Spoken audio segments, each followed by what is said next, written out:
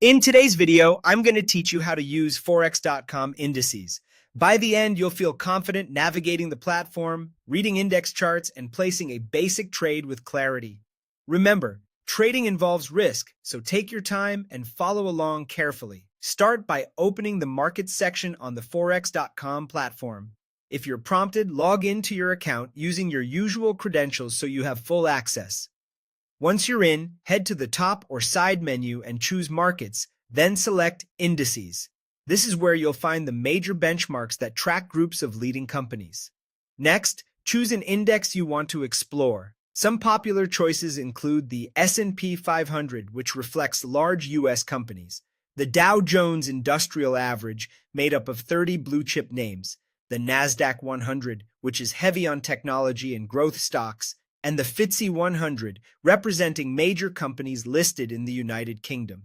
Pick the one that matches your interest or the region you're following, then click the index to open its chart. With the chart open, take a moment to analyze the price movement. Look at how the index has been trending over different periods, paying attention to recent highs, lows, and any sharp swings. This helps you understand whether momentum is building or fading. To deepen your analysis, use indicators or drawing tools available on the chart.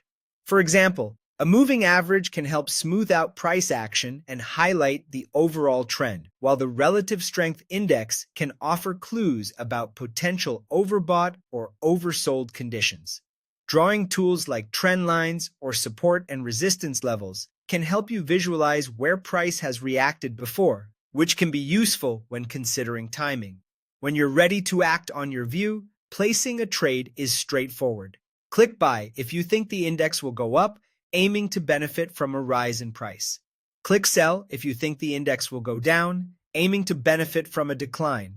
Buying reflects a bullish outlook, selling reflects a bearish outlook. Make sure your decision is based on what you observed in the chart and indicators, and consider how much movement you expect and how quickly it might happen.